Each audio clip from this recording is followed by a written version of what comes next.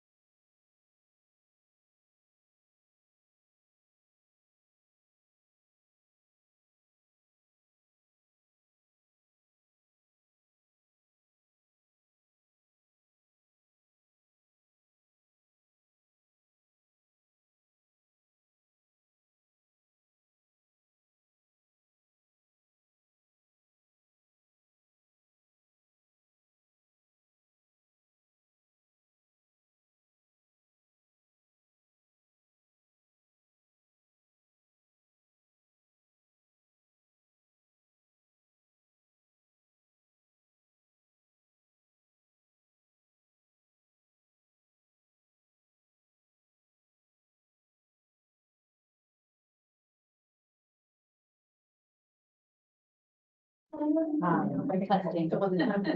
Yeah, just feedback.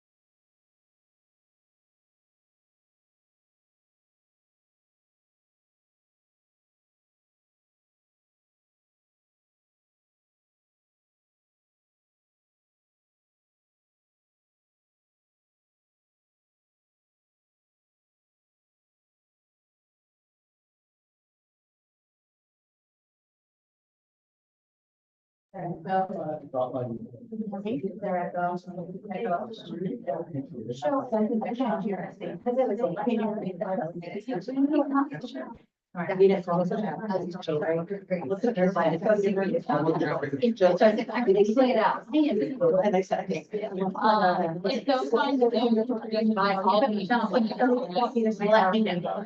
So hence the SR foundation. You can hear how to figure out alternate. Literally like low stakes. So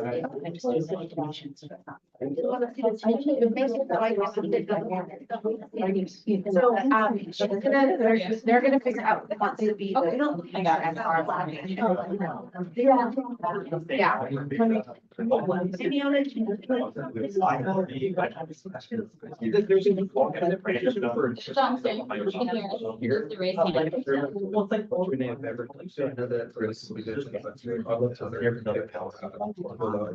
You're in your mouth. And I was like, oh, I know you're guys.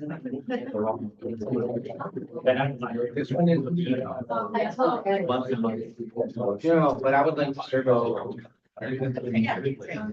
Well played too. It's going to, it's going to. Let's build the pipeline. He's actually used to like stuff there. Oh, I've heard of this before. I'll just keep your game rate. Or I'll let you. Yeah, no. I'm gonna. And I think there's an echo. Strange stuff.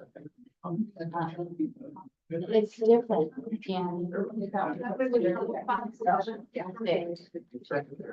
These guys.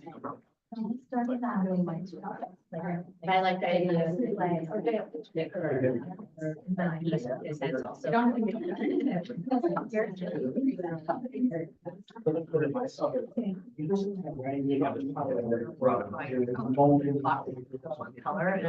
we hired, we are part of the.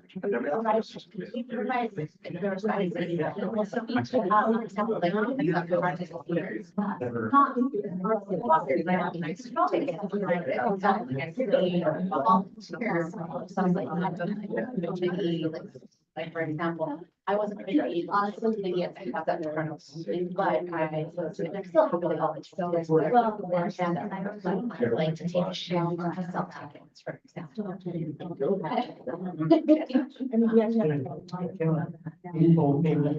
You know, there used to be a. I think we're good. Principal would use. Already? Okay. I participated because. The most popular principal time to fuck her up. You guys ready? All right.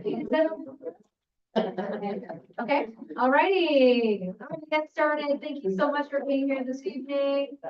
All right, we're going to open, welcome everyone to, San Rafael City Schools. Yep, there's a little echo, so I'm gonna see if I can fix it, but I think maybe just continue. All right, thank you. Okay, so welcome everyone to, San Rafael City Schools, Education Board meeting for 3/20/2025. Bienvenidos a todos para la junta hoy que reunimos en marzo del 24 de 2025. I did want to say that I know a lot of people have called me in the last couple of weeks about the resolution we discussed roughly 2 weeks ago. And I hope everyone has noted that is not on the agenda for this evening, and that will not be moving forward. And the district and the board is looking forward to focusing our efforts and bringing our community together and to support our education and why we're here to do the hard work.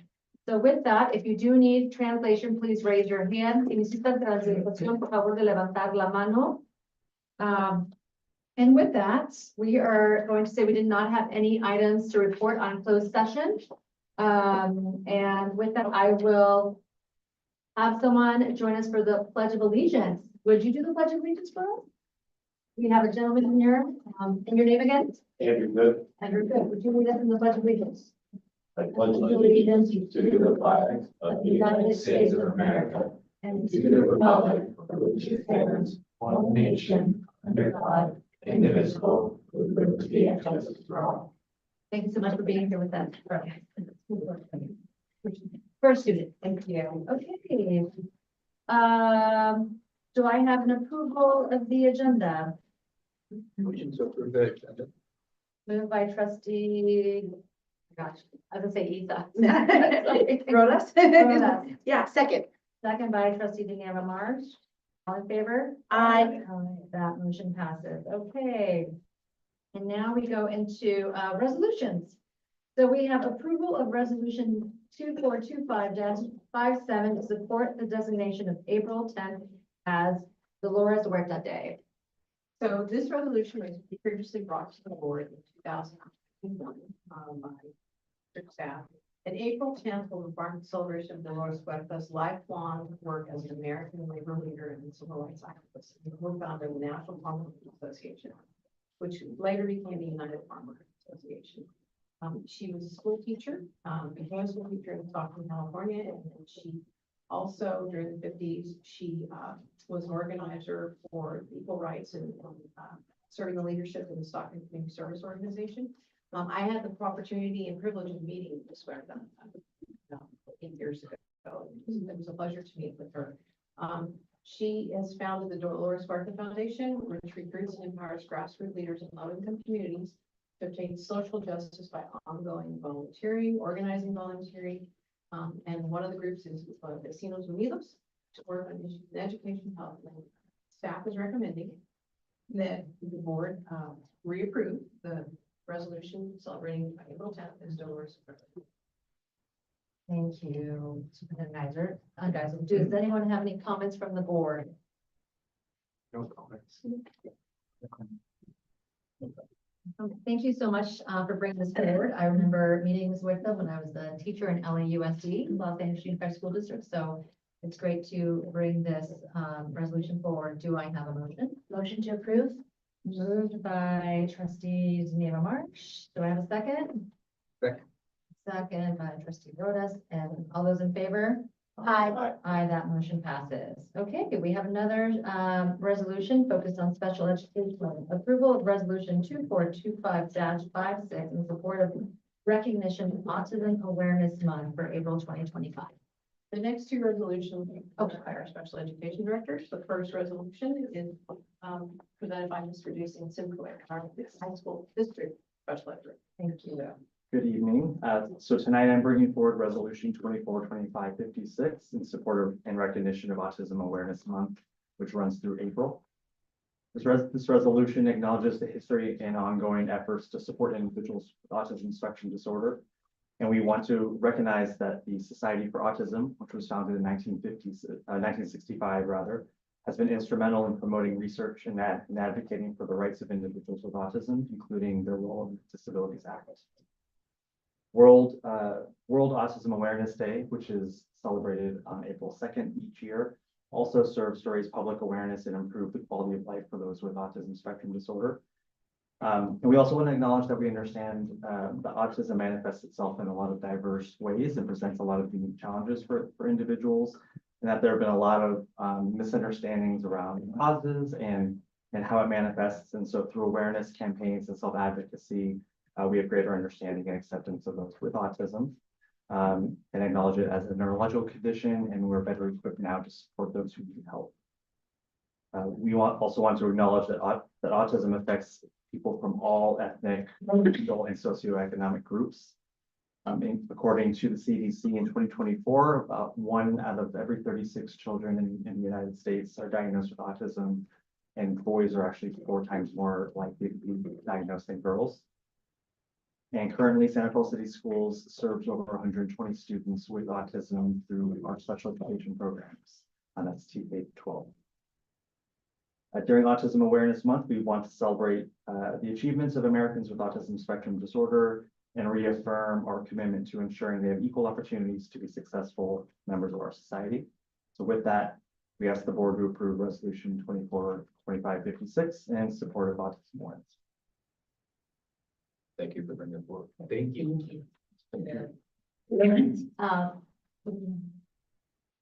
Yes. Do I have a motion? Motion to approve. Moved by trustee Kerner, second A second.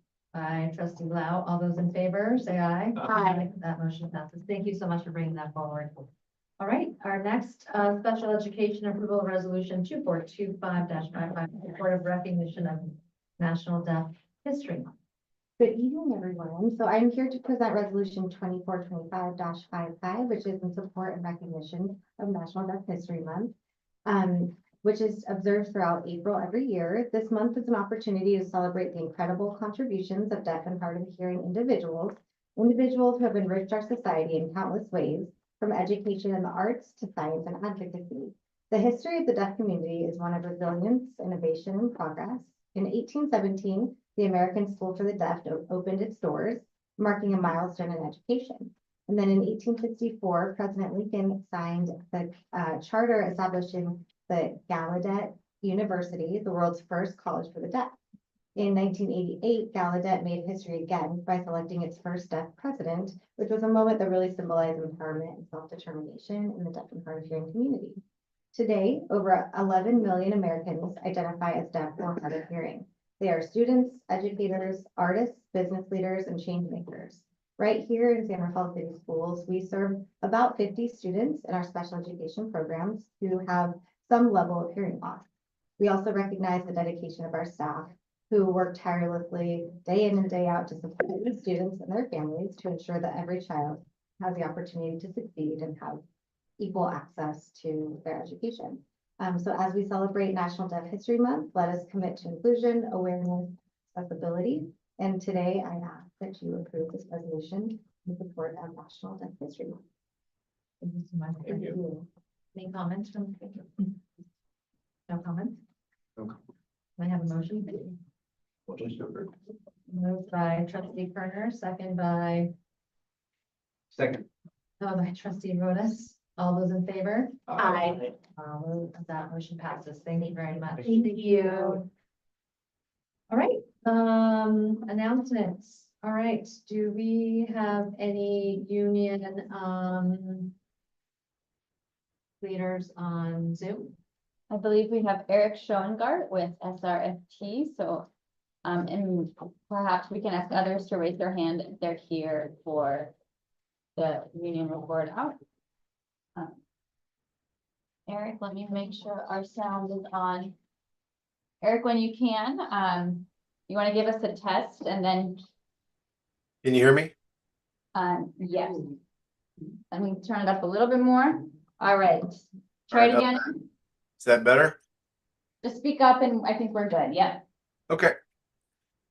Good evening. I'm Eric Schoengart, Vice President of SRFT and the site rep from Terra Linda High School. And I just wanted to let you know we are heading into the home stretch in 2024-25 school year and are in pretty good shape. A couple of weeks ago, we had the high school budget advisory committee meeting and two major points hit home, and I think we should all take some pride in that. The high school district did not have to hand out any pink slips or not re-elect any probationary employees for the next school year.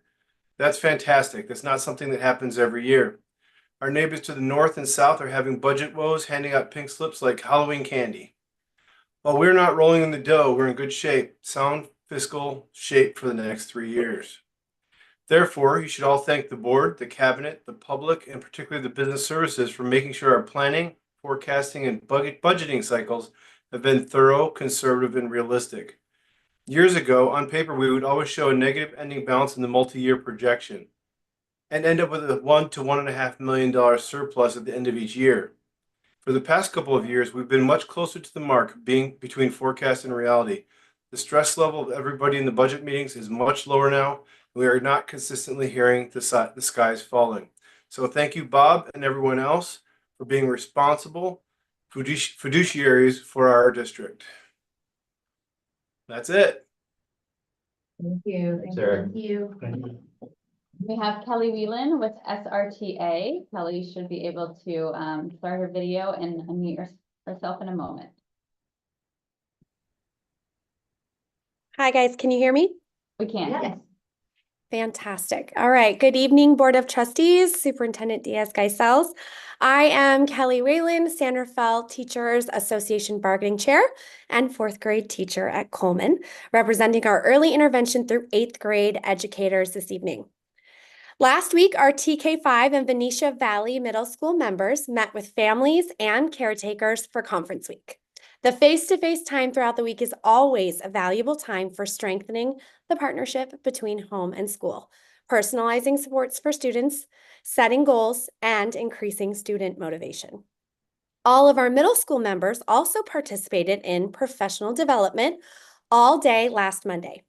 Venetia Valley and Davidson Middle School engaged in a morning session to review and learn about special education case law and legal updates related to inclusion, as well as addressing student behavior.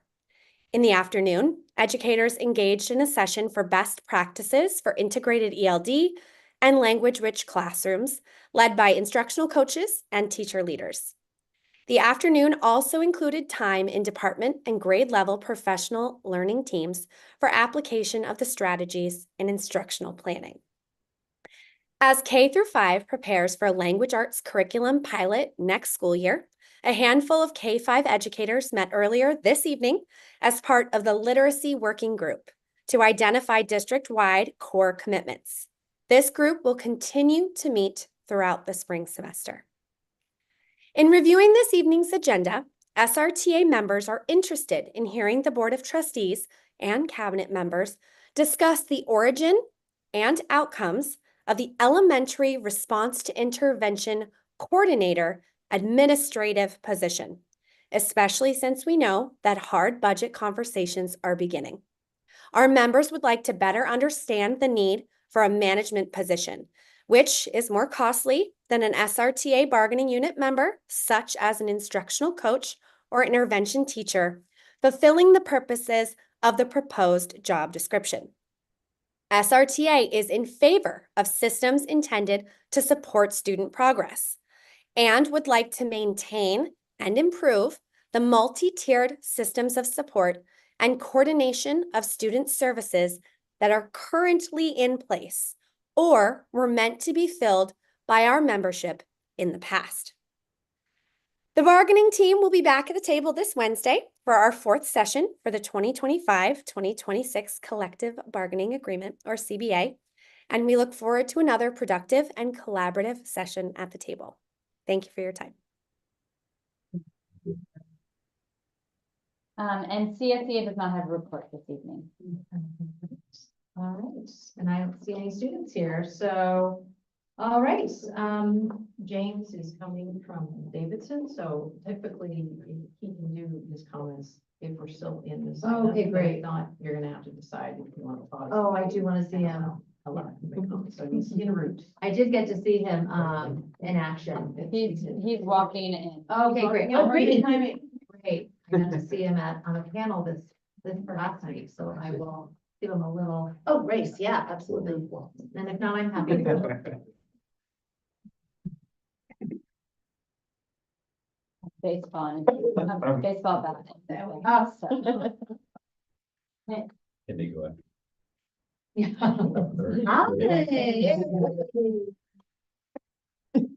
How are you? How's the game? Was it practice? It was just practice. Okay, all Thanks right. for being here. I love it. Now, can we welcome trustee student Zeno to give us this update? Oh, okay. Okay. Hi, everybody. My first update for tonight is Congressman Jared Huffman. He visited our campus last Thursday. He talked to students about his experience as a congressman, and he also talked to us about his current work and projects in Washington, D.C. He then gave students a chance to ask him questions about some of the stuff that's been going on. My next update is Terralyn, the CTE speaker series is underway. Professionals from various fields came and shared their experiences and then helped inspire students and offered some networking opportunities for the students. And one of the upcoming speakers is Coyle Elliott, who was the sound editor for Jurassic Park and Transformers. My next update is Terralyn, the book club traveled to Glenwood Elementary School, where they spent time reading books to the kindergarten students. And then my final update is Marincel had their annual Green Business Leaders event. Marincel juniors will be showcasing and selling their sustainable products. This project gives Marincel students an opportunity in like the field of entrepreneurship and a chance to run their own creative business. So if you come to the student commons on Thursday, the 27th from 5:30 to 7:30, it'll help support these students and you can purchase some of their amazing products. And it's honestly one of like the biggest parts of Marincel, like a big thing for people to advertise, and that's what I'm most excited for is this business. And that's it. Thank you. Well, thank you for bringing that up, trustee Zeno. I actually bought some soap from a student over the weekend that was selling their handmade soap that were a part of that. They were marketing and testing out their marketing. So Yeah. yes, thank you for bringing that up. And thank you for your update. Thank you. Thanks for being here. Thank you. This time I'm gonna go first. I'm not gonna have Mr. Lau go first. He's always ready. So, I'll kick us off. I wanted to, thank all the teachers for Parent Conference Week. I know that I like to go on Monday morning at 8:30, and I'm thankful Mr. T and Mr. Treewater are always great for that. But I do want to thank all the teachers and all their hard work and all their updates. That was we all as parents really appreciate it. I also had the benefit of meeting the head of Karma Club, and I will have more updates about Karma Club and what they did for our high school students at Terra Linda and San Rafael High as we look at AP tests this coming week, upcoming year. Also, I just want to say, one of the things that I love about San Rafael City Schools is when we have opening day for whether it's lacrosse, soccer, softball, it brings all of our schools together and parents mingling, whether you go to this school or that school. And it's one of my most important and favorite times of the year where everyone just gets together and gets to say, I'm a parent here, I'm a teacher here, really builds community. Also, I attended the Davison student panel on electives, which were attended by fifth graders, outgoing students, and there was roughly 15 students on the panel for people in Zoom and in the room, and that was super exciting. I was able to visit Mr. Joe Domingos at San Rafael High, and I really want to appreciate the fact that teachers have the advisory. I think it's called the advisory session, where students can say, oh, I'm not doing so great in X class, or I might need more tutoring in X, and they actually get to opt in by themselves, which I think is amazing. But I want to thank Ms. Osiguera, Ms. Solim, Ms. Kilograph, Ms. Simstad, and Mrs. Said and Mrs. Payas. I got to see an AP like physics class, geometry, English, AP world history, and a US history Sadai class. And it was just really great to see our teachers in action. And I hope you all got my thank you notes. It was a great visit. And that is it. That's all I have. It's been busy. Yes. Got to get out there in the classrooms, which is so great. So, Mr. Lau, would you like to go next now? Thank you. Trustee Lau, thank you. Still getting used to my new role as a trustee, going around, and I think this last 2 weeks been focusing on the educational services side. So I really appreciate our team, special education team, meeting with Jason and Ms. Lee Leanne, for going over the getting more understanding about the special ed team, as well as secondary, and I also met with Cecilia at the Davidson Middle School. So it was a good experience as well, getting to know what the school has to offer, and also getting to know the community. So I also have a chance to attend the Heads Up board meeting on March 12th.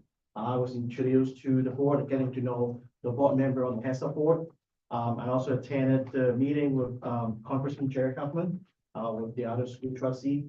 There I know what was there too as well. So it's kind of just being part of the onboarding process. So thank you everyone for your continued support. Thank you. Dr. Lau, it's great to have you, and welcome everybody. I don't know if it was James's energy or if it's the sun, but I'm feeling good and in good spirits, and I'm happy to be here. I would like to apologize first. I didn't attend the reclassification breakfast at San Pedro Elementary. I think I caught the bug that's going around, so I didn't want to pass it to anybody else. As a newly elected board representative, I've been working arduously like Dr. Lau to learn everything, and finally I'm feeling to be at a point where I can start visiting school sites. I would like to meet the incredible classified and certified staff that do the good work for the betterment of our youth, and it's with great excitement that I'm starting to work on the school site visit schedule. I'll be doing my part as a board member to be as active as I can regarding school site visits, but also learning procedure. While I acknowledge the recent catalyst for discourse in our past board meetings, I understand that as a community, we should be moving forward. I urge our community to move forward, and I can personally say that I will continue to better myself. I recognize, like I said last board meeting, that my board position holds a valuable position to safeguard our district principles, and I will continue to do that. I recognize that to move forward, we must all work together and be an even stronger and more uniform board, while still being independent and allowing for change. I can continue to say that as an individual board member, I can see the good intentions of Dr. Luau, Trustee Daniva Marsh, our president and vice president. Thank you. Thank you. Welcome to spring, everybody. Since our last meeting, I've attended several key events. And on March 12th, I participated in that same meeting for San Rafael Heads Up Foundation Committee alongside Superintendent Carmen Diaz-Gaisels and Trustee Dr. Jason Lau. We discussed the upcoming Heads Up Carnival on Saturday, April 26th from 11 a.m. to 3 p.m. Yes, this is a public plug, and it's going to come back to San Rafael High School. So this event brings together all our schools to celebrate our students, our staff, and community, featuring music performances, food, and family fun. You might see me in community trying to sell you some of those tickets for the Heads Up Carnival. Please do not ignore me. I also want to congratulate San Pedro Elementary on a successful reclassification breakfast and celebration on March 13. I too caught a similar bug and did not want to pass that as an extra gift for folks, but it was great to hear that the event had a positive impact and to see that the strong district presence of Carla Rico, Pepe Gonzalez, and Susan Akram at the event. But a special thank you to our family engagement team for their thoughtful planning of that event, and hope to attend future events celebrating our students. As Dr. Lau shared, on March 17, we attended the Education Roundtable that was led with Congressman Jared Huffman. However, it was co-hosted by the Marin County Office of Education and the Joint Legislative Action Committee, or JLAC, that I sit on. Congressman Huffman provided timely updates on federal education policies and his leadership role in the House Committee on Natural Resources. But it's wonderful that he fed two birds with one seed and was also, I know Trustee Zeno isn't here, but also was able to connect with our students while he was in town from Washington, D.C. On March 12th, I also joined the JLAC meeting where we finalized our 2025 legislative priorities and reviewed a presentation from the Legislative Analyst Office from the state of California following our February 26th Action Day in Sacramento. As a reminder, the JLAC organization is a representation of all 17 of our school districts, really trying to connect our local electeds and school districts and to Sacramento and the policies that they're passing on a statewide level. On March 18, I attended the Golden Bell Committee meeting where San Rafael City Schools submitted nominations for Teacher of the Year and Community Partner Awards, which is exciting news as we approach the ceremony in May. Just a reminder for other folks that nominations are still open. Later that day, I also participated in our school culture, equity, and belonging meeting that is led by Superintendent Diaz-Gaisels and Cabinet.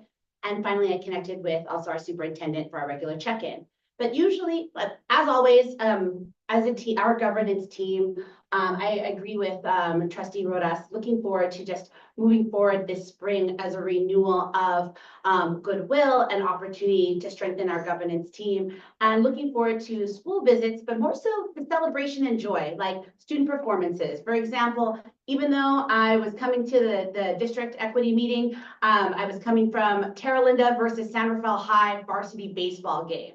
And it was just really exciting to see our students together in celebration, but also connecting with some of the parents and community members. Even though it was a house divided, it was just really great to be in a, wow, that sounds weird to say, a chill setting, but in a setting that is not necessarily the boardroom, a setting that's not necessarily the classroom, but is still in support of our students, as Madam President had shared as well.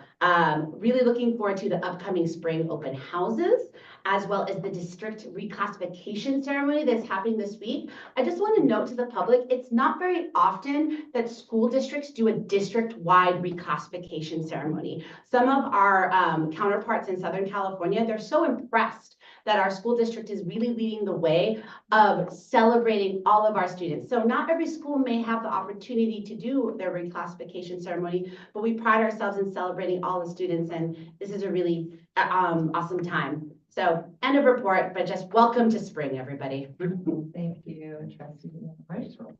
Trustee Kerner. Well, to follow up on spring, I had a chance to join a few community events in the last few weeks.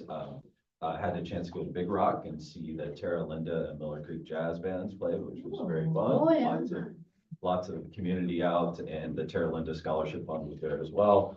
I wanted to talk to our trustee Zeno about seeing some of the MCEL students were there too with their products.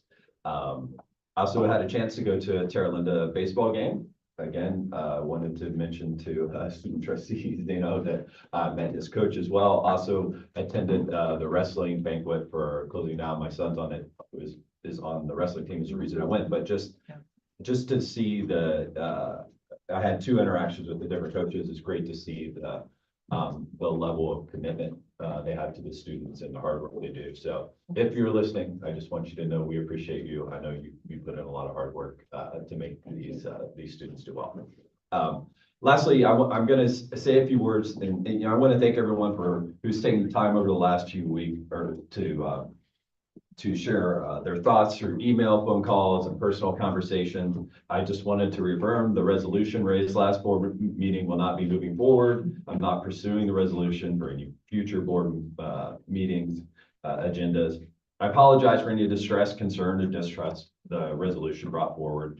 In the future, I look forward to having stronger internal and external communication and collaboration around the ideas that come forward. I appreciate my fellow board members for navigating this with grace, and I'm grateful to everyone who is engaged with us on this issue. I respect and appreciate each of you and the hard work you do, so thank you. I remain committed to working together for the success of all of our students. I'm proud to have 2 children in our great school districts, and I've attended classroom visits with the mindset of our students thriving and learning. All students deserve our compassion and understanding. I will continue to work with my fellow board members and the district staff to advocate for them. So thank you. Right, thank you, trustee Kerner, for that update, and thank you for, thank you so much. Okay. And with that, we have this great update and presentation from Venetia Valley Element. Oh, wait. Oh, sorry. Rough. Our superintendent. Oh, my goodness. It's school day. It's school day. Okay, all right. You know what? First and foremost, let's talk so much that, I feel like I know.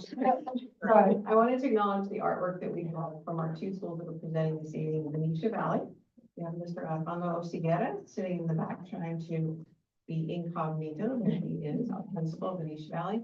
And then this is just amazing, and it's the Early Learning Center artwork. And Allison's mom, Allie, is here also to present of our Early Learning Center at Short School. So very excited about the presentation.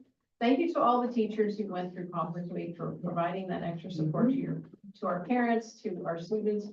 I know it was a lot of work, and I want to appreciate each and every one of you for doing that.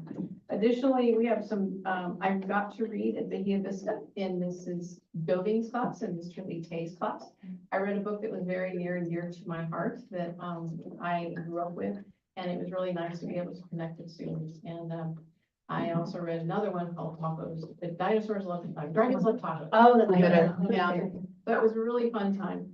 This week we have some big activities going on. We have our reclass ceremony Wednesday night. We have our AI task force meeting also Wednesday night. I will be at Terra Linda High School on Wednesday as well during the day. So a lot of things going on and lots of things that are happening. So that's all I have. Thank you, Superintendent Geisel. I was just so excited to get to the Venetia Valley because I did see our principal's wife teaching in action. That's what I didn't want to forget that data point that I got to see your wife teaching, and I put together, I was like, you look familiar. I don't know.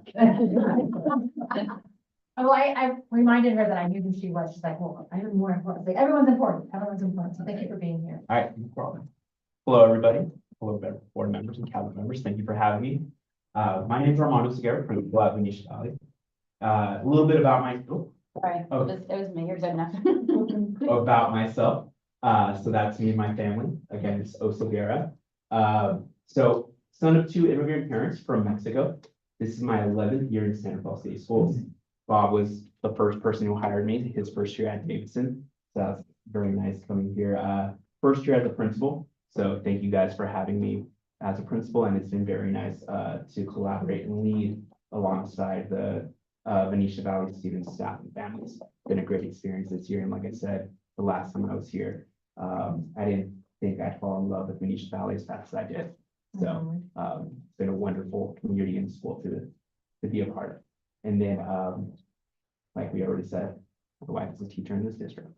Okay. All right, so who we are. Venetian Valley is a community where schools, a community school where students, families, and staff are celebrated for who they already are and are supported in every way to become all that they aspire to. Elementary students make up the biggest portion of our student body, roughly 550-ish students, give or take a couple on a given day. And middle school make up the rest, around 240 to 250 students. And right now we're hovering right around 800 students total. Certificated teaching staff, 38. Staff members classified 23. And we're right around 22 to 23 fully bilingual staff members between our certificated and classified support staff.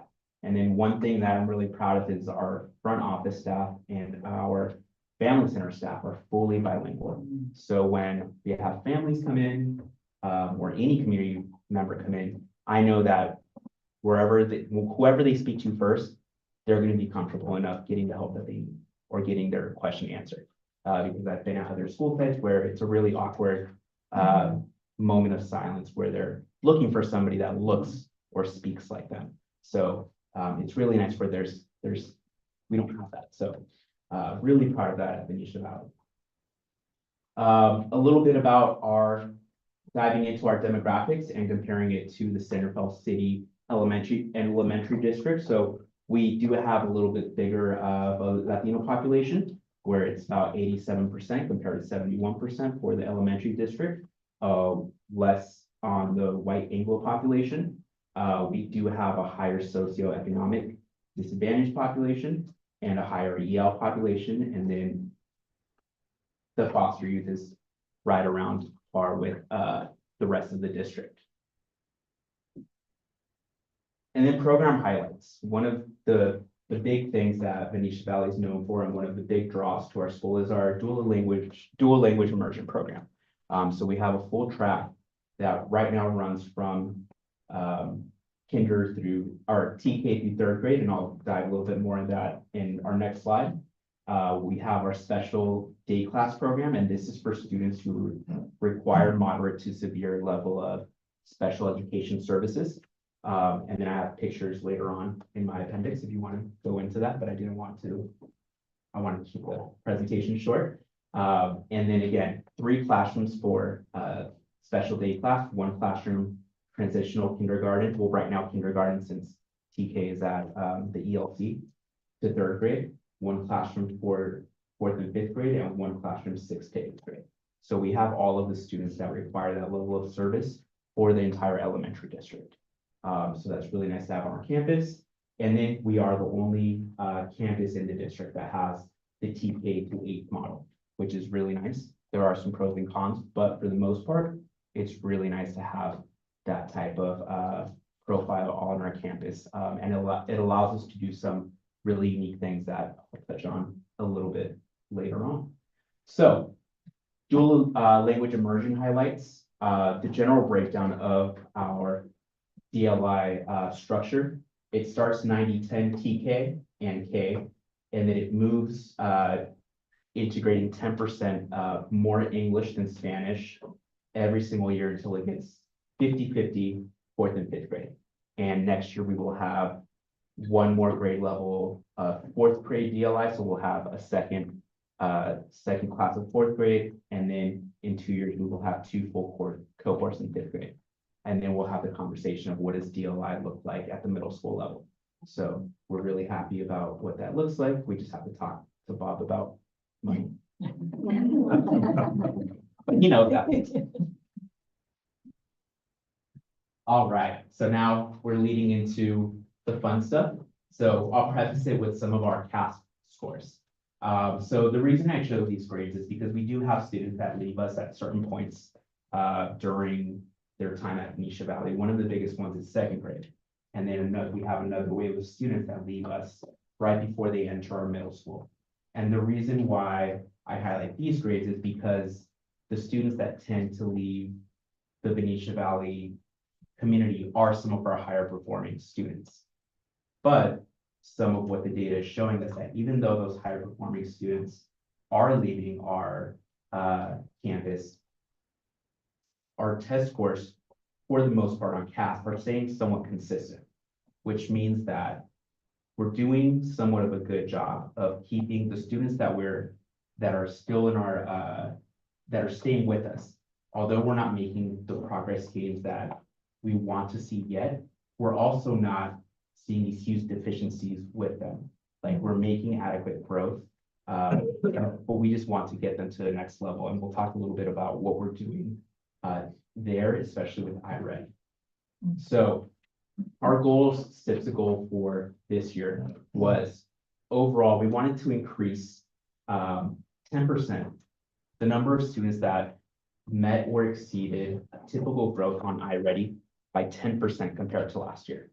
So last year we had 39% of students who met their typical growth in math and 43% in language arts.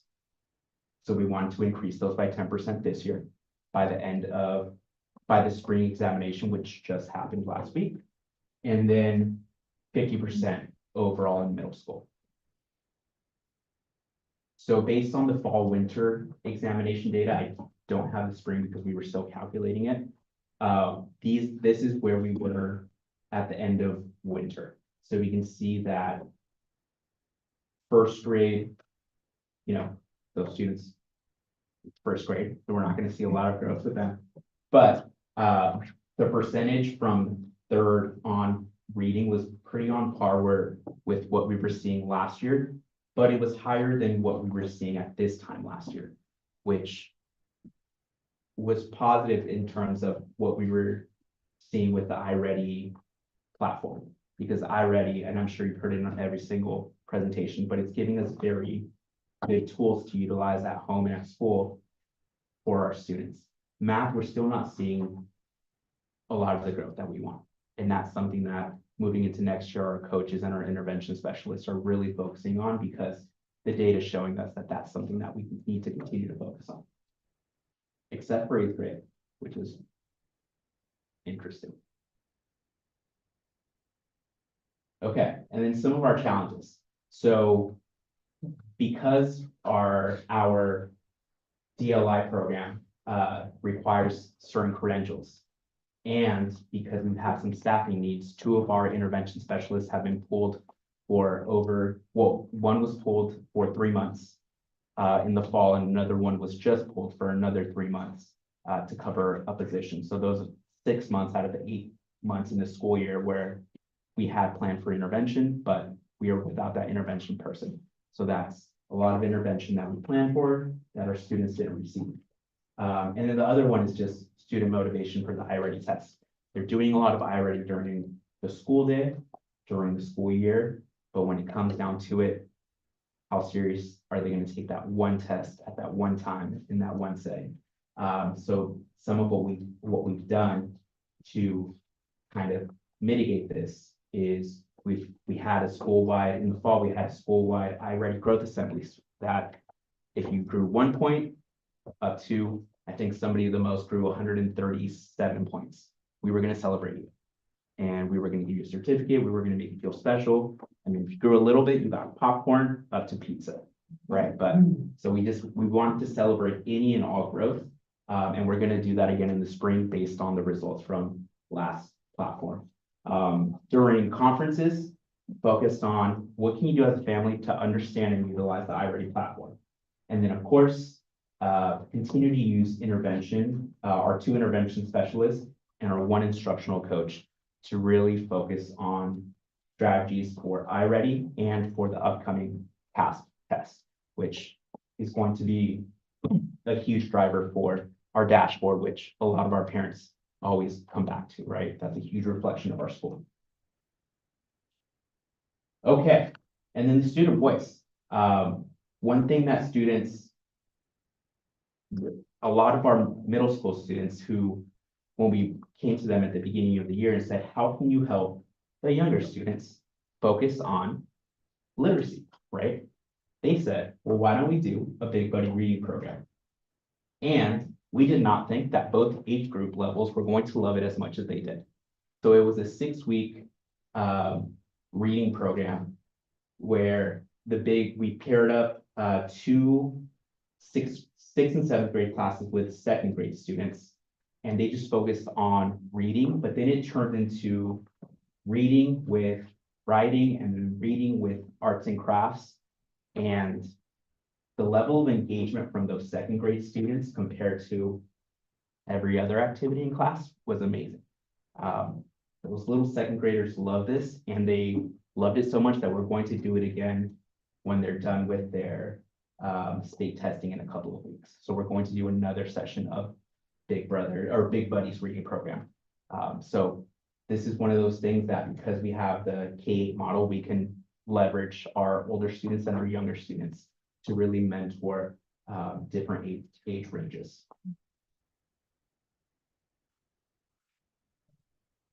Any questions?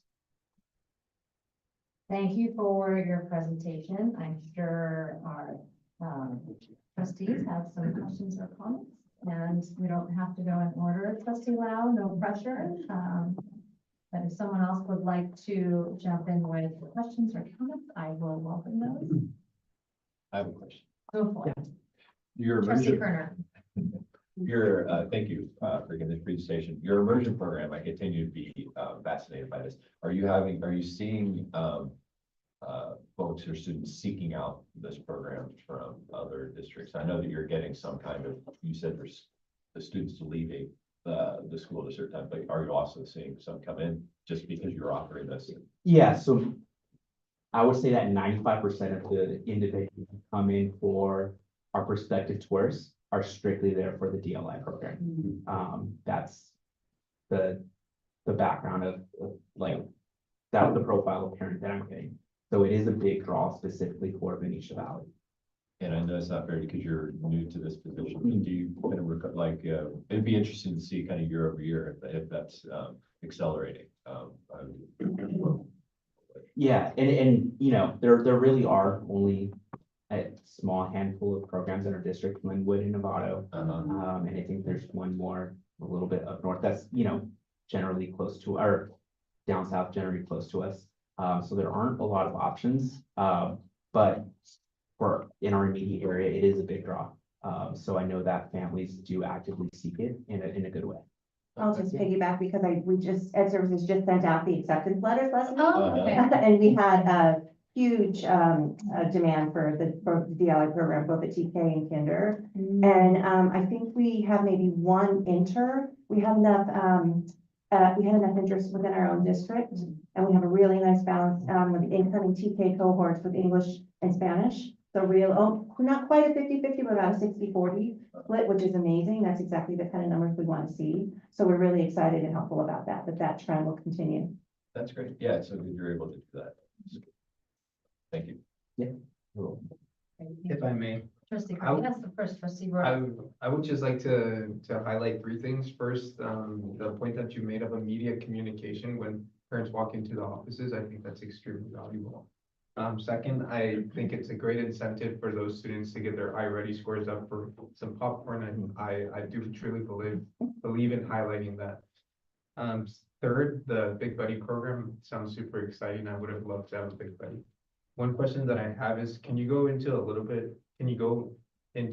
the dual immersion program? What are, the pros of it? Why is it appealing? What's it do for you? Yeah, I mean, the goal is to have elementary and middle school students really that by the time that they leave our middle school, they're bilingual, right? That way we have students that when they're graduating from Tierland and Centerville High School, we have a higher rate of students that are graduating with their seal of biliteracy. But also studies show that students who are learning two languages at the same level, they have unlocked different regions of their brain at the same time. So they're even though they're like a Spanish, if someone is a Spanish native speaker, even though they're going to be learning English a little bit at a slower rate than maybe somebody who's only receiving English language, they're still learning two languages at a very high level at the same time, and they're learning different skills that are going to serve them well. So while it seems like they're going to be a little bit behind initially, in the long run, it has huge payoffs. And then the DLI program, I know you said you wanted to come visit. You should definitely come visit because the level of engagement of those classes and the way that they collaborate, it's something else in a great way. And it just builds a sense of community because now you see everybody being able to communicate with everybody else when at times, because of the language barrier, students normally wouldn't be able to communicate with each other at such a young age. So it does a lot beyond just the academics. It integrates a lot of social aspects that normally wouldn't happen. Yeah, I'm just not very knowledgeable about the program. It was just interesting to see the 50-50 split. I was just, kind of curious. Yeah. Any other comments? Yeah, I do want to thank you for coming in and making the presentations, very informational, and thank you very much for your service there. I'm just curious about you mentioned about the high performing students that left the school. Do you know possibly, like what's the percentage of that population, and also do you have did any exit interview, whether they left for any particular reason or to out of district or? I do not. So this is my first year. This is just, I'm sure I'll see it at the end of this year. So I'll try to gauge what the driver is, but I haven't seen it yet, Okay. as of right now. So I do not have the answer for you yet. So Yeah, that's- I know that previously it was because the DLI program only ran up to third year. Mhm. So by us growing the program, it'll keep some of those families in our district. Talk about the family too. Notice the service to the students sounds really great. How about the parents? Do you have any special program or support that you may also be able to the parents too? In terms of Just general supporting them or? yes, I didn't want to get into it, but it's in my appendix. So every first Friday or every second Friday, I have a cafecito where, thank you. So, where we do 2-3 highlights of what happened the previous month, what's coming up the next month. And I try to just give them the highest level of information for the first 20 to 30 minutes. And the next 20 to 30 minutes, it's trying to problem solve something. So it's not just feeding them information, it's creating a community where they then become like a system of agency for the school. So the last one was trying to problems because Walker Creek is happening during the reclassification ceremony for my 5th graders. So trying to problem solve how we're going to celebrate these students. And I actually had the cafecito parents create the structure for the celebration for I think it's 17 5th graders that are going to reclassify yet are not going to join the celebration this Wednesday. So it was really nice for them to be able to be part of the solution for that. And I think Carmen joined one a couple of months ago for them. You too?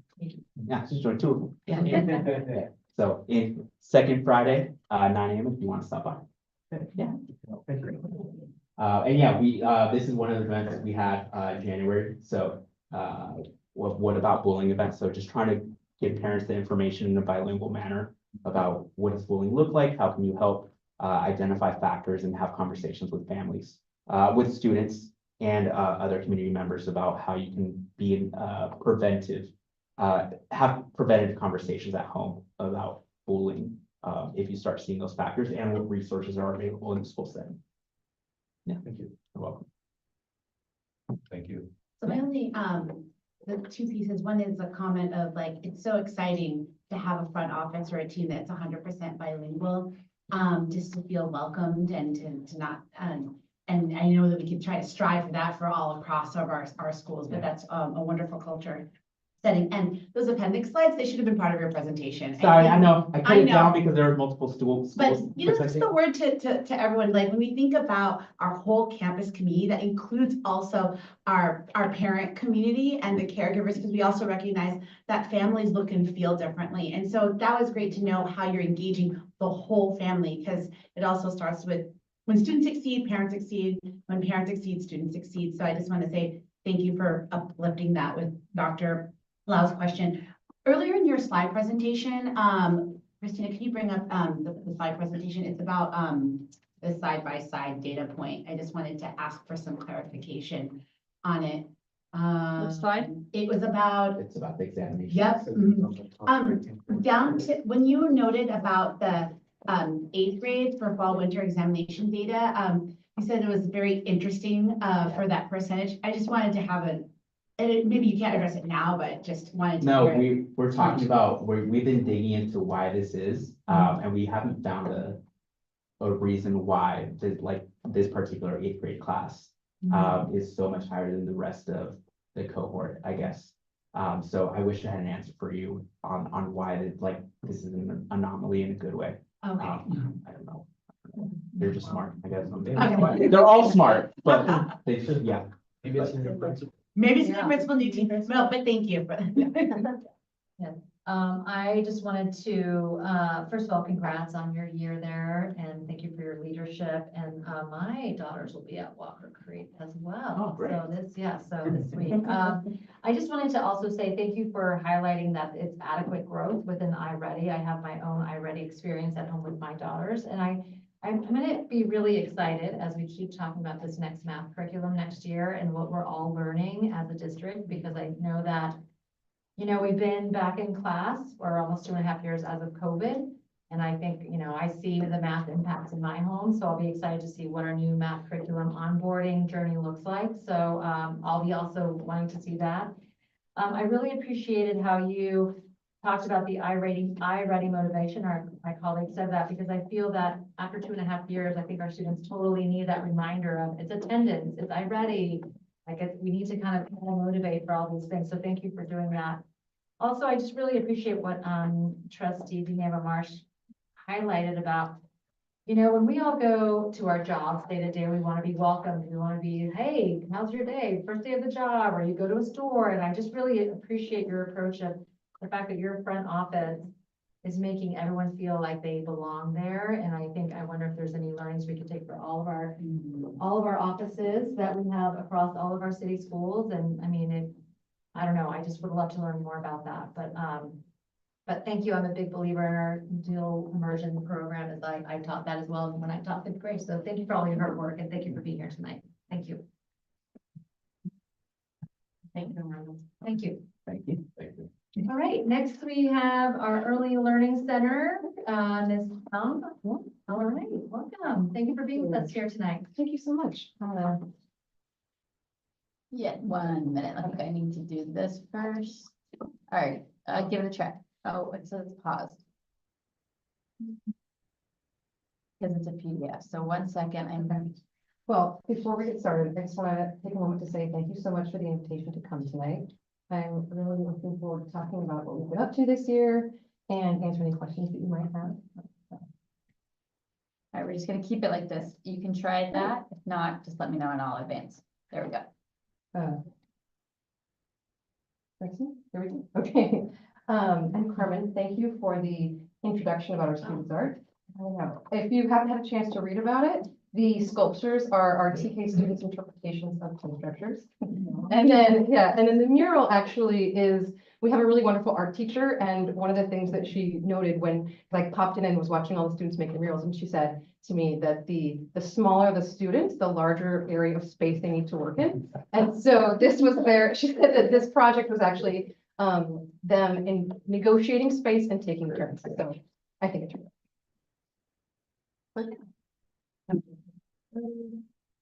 So yeah, a bit about me. I'm Allie Baum. I'm the coordinator at the ELC. I've had 7 years of experience in education. Most recently, I was a speech language pathologist at Glenwood Elementary School. Prior to that, I served as a speech therapist in medical settings, which was very interesting. I mean, I learned a lot. I have some good stories, but something I've learned about myself is that I am meant to be in schools. I love working with families and students, and I feel really lucky to be getting to do this work. So yeah, this is my first year as an administrator. I'm actually in an administrator program right now at Sonoma State. So the classes that I'm taking have been really relevant and helpful to the work that I'm doing now. But I'm also very excited to graduate in May. So, and then I live in San Rafael, so I'm very much invested and feel a part of this community. And something that I really love is running errands and then bumping into families and my kids when I'm out and about and making that school connection when I'm just living life, so. And then I guess in thinking about first year goals for myself in this site, something that I really keep at the forefront of my mind is that for many of the families that I work with, this is their first experience with schools ever. And so I take that to heart, and that first year should be excellent, you know? And so, and if it's not their first year in TK, it might be their first year with an IEP, and that should also be excellent, you know? I just think that, yeah, this is really important work. We are their first impression of SRCS, so I take that seriously. So yeah, just really focusing on building community and trust and looking at our strengths.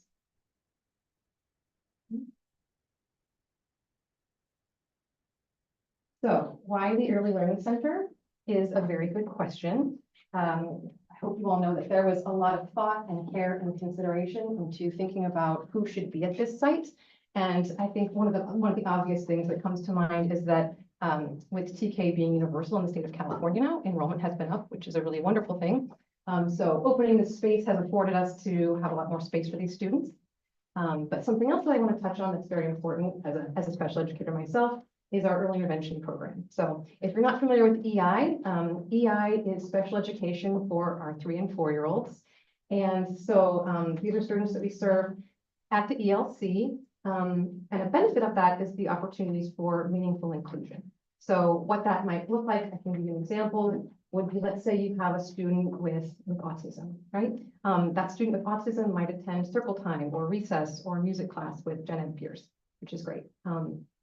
And why that's important and what we've been able to do this year is be able to talk about what placement might look like in next year's and talk to families about, hey, you know what, this is a student who maybe has autism. They were in a special day class or a special education setting, but now that they've been in circle time, now that they've been going into do centers, now that they've had recess with their gen ed peers, they're absolutely killing it. And maybe they would actually thrive in a gen ed setting with just a few of these supports. So we're able to get a lot of information, and families seem really happy. Teachers are really on board, so really excited about doing that work. And then I also wanted to mention Community Action Marin, or CAM. I'll refer to them as CAM in my presentation. They're a local organization. They have a lot of really wonderful programs. Some of that programming includes preschools. So they're waiting on licensing, but we're really excited to have them on our campus with a few classrooms there. So who is here? We have, I mentioned our EI program. We have 2 special day class. So these are half-day preschool classrooms, special education preschool classrooms. And we also have students who come to our site just for individual services. So these might be 3 and 4-year-olds with just speech therapy or just OT, something like that. So we have really families who are in and out of our campus all day long. Busy, busy campus. We also have, right now we have 4 TK classrooms. It's really nice timing going after Armando because he talked about the DLI program. We have a dual language classroom, as well as 2 from Benicia Valley, as well as a classroom from Laurel Dell and Cole. We also have our TK and XMC class, which is Glenwood and CAM. And then in looking at demographics, we have 91 TKers altogether. You can kind of read through all of these statistics. 16% of the students have IEPs. I know that looks like kind of a big number. If you take out the SDC students, that percentage is 6%, which is kind of where you'd probably expect that. 81% are economically disadvantaged. And what else? We don't have EL data yet. Students will take the LPAC in kindergarten. So we'll know that information next year. But I would guess that probably a lot of them will be EL learners. Yeah, so for our kids who are just receiving PT, OT, speech, we are constantly evaluating those students. That number has grown a lot since the beginning of the year. We're evaluating those students on a rolling basis. When I did this I think I did this slide presentation like a week or 2 ago. I think that number was probably, it's probably closer to like 95 now. I do a lot of things. Yeah. Busy, the good country. And then 24 staff, and then we have 1 CAM classroom anticipated to open soon. We have the staff, we're just again waiting on their place. Okay, so our first year, in thinking about what it's looked like and how has it been to be up and running, it has been really busy and a ton of work, but so much fun. It's so funny because I feel like there are so many cabinet members here and then also sitting here. And I just have to say, it's been, every single person here has been so on board. And when I talk about like feeling lucky to be able to do this work, I feel like I also have to name how lucky I feel to be doing it with you. I think like the first few weeks of school and like even still, like people are constantly visiting the ELC just to check in, make sure I have everything I need, make sure that this site in this year is a success. And I feel like I just need to say that it's not like that in every district, and it's really, really special. So thank you, everybody. Yeah, sure. What else? Something I've been personally excited to work on this year with our and PI students, Leanna and I've been a part of our of community practice for SELPA, which is the Special Education Local Planning Agency. So we've had monthly meetings talking about inclusion and what that looks like and how we imagine it and kind of dream about what it can look like with our students. That's been fun. We're actually taking a trip this week up to Marysville. So we will report back. I mean, I think there'll be a lot of cool things happening the next year. And then with our student voices, it's a new school, so we have to have a mascot, right? So you're never too young to participate in the democratic process. So we had students vote on a mascot. They actually, and they're the ones, I have to say, who came up with what to vote on. So we were, the choices that they came up with, there were seahorses, ladybugs, rainbows, and mariposas. And the mariposas won out. So yeah. And then, okay, the instructional focus, a question that I get asked a lot by parents and teachers when I'm, just doing tours is, so what is TK? What do you teach in TK? Are you teaching kids how to read? Are you doing math? And, the answer is so all of our teachers are trained in a teaching pyramid, and we have teachers who've been working on and piloting a curriculum for next year. And they have, I'm checking with stuff to make sure it's okay. No, but they're very excited about a new curriculum they're adopting. It's the creative curriculum. We'll take it to EPAD. Okay, but they're very excited about it. I'm excited to learn more about it. I think for me, just being able to support the teachers and see that they're excited about it, I'm like, great, let's go, so we have that curriculum, but what I think it really is this is a year to really, I said before that for a lot of our families, this is their first experience with school. Many of our students have never been to preschool. And so this really is their first time in a school setting. So we really work on what are the routines, what are the visuals. If you come to our site, I hope you do. I'd love to give you all a tour. You'll see photos all over of, what's expected, and just to make sure that that training is happening in a very explicit way. So the language that we use at our school is what does it look like and what does it sound like? So if they're lining up, oh, I'm ready to go to lunch. What's it like when you line up and we can talk about it, and what does it sound like? So those are really concrete things that help our 4-year-olds to learn that. Let's see, those routines.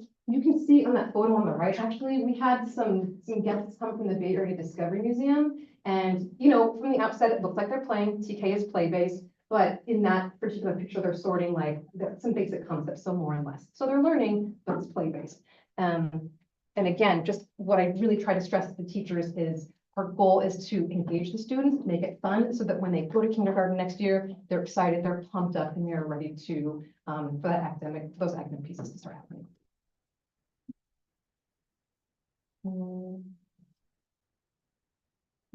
So I mean, the 104-year-olds at a site, like what could go wrong? Like I'd like to say nothing, but this is a year of first, right? So we're learning. And I thought it was helpful to kind of break this down into like cultural challenges and logistical challenges. The way that the ELC is set up this year, we have TK classrooms from all over our district at one site. And so I think that has been a challenge to say like, oh, this is a VV class. So you're kind of like, wait, are you the Falcons or are we the Mariposas? And we have a Laurel Dell classroom and a Coleman classroom. So that's something that we've all been trying to work on together. Like, what are some activities that we can do to build that spirit, build that community and that culture, just as the ELC. And then logistical challenges that we've had. You all. We have 2 different start times and 2 different stop times, so that's tricky too. So making sure that all of the, since it's a new school, yard duties, lunch duties, reads, all of that. But with that, it's been kind of neat because it also is like, well, what do we want it to be? How do we imagine this? So with those challenges come. And then next steps, continuing the work. I've told Stephanie this, we meet pretty regularly just about how excited I am for next year. This has been, again, so much work. I feel lucky to be doing it, but we are growing. We will have another classroom at the ELC next year. It will be a dual language classroom. So that's something to really look forward to. Continuing to think about ways to engage family and community. We do monthly charlas, which I really love. Getting feedback from the community of what do they want to learn about if we're doing a charla. So far, we've had some really interesting workshops about just digital literacy and financial literacy and what else, nutrition. So they've been some neat talks. But I also think that there's room to engage our EI families in a way that hasn't been done before. So again, thinking about you have a 3-year-old or a 4-year-old who has an IEP that just a newly eligible disability status. So what are some ways that we can make those people, those families feel so supported and engaged in a different way? So really excited for that work. What questions do you have? That's it. Yes, thank you so much for being here. Trustee, who would like to begin any questions? I don't have a question, but I'm just really excited. Sorry, I just wanted to say I will sign up and come to the classroom. It's just I have nothing, and I'm saying this only because I'm in that trustee area. I'm walking around in the neighborhood and folks are so excited for the life that is brimming from the ELC campus. And I'm saying this not just as a trustee, but as a neighbor. And it's wonderful because then I say, then come to the campus and, well, I mean, reach out first, don't just walk on the campus. Safety first. But it's really has become a gem back in community. So that's just something I want to share in observation. It's not even just SRCS parents, it's SR community members who are excited about this ELC coming back to life. Cool. Thank you for sharing that. And I'm so proud of it. I have to say, but we have, I think that this site really is unique, not just for Marin County, but I can't think of another site like it that has TK classes and EI and is a way to kind of bridge this special education and gen ed settings together. I've given tours to other districts like in Albany and all over of what's Hammerfell doing, what are they doing, and kind of thinking about ways that they can imagine and model their program. So really, really cool and neat work to do.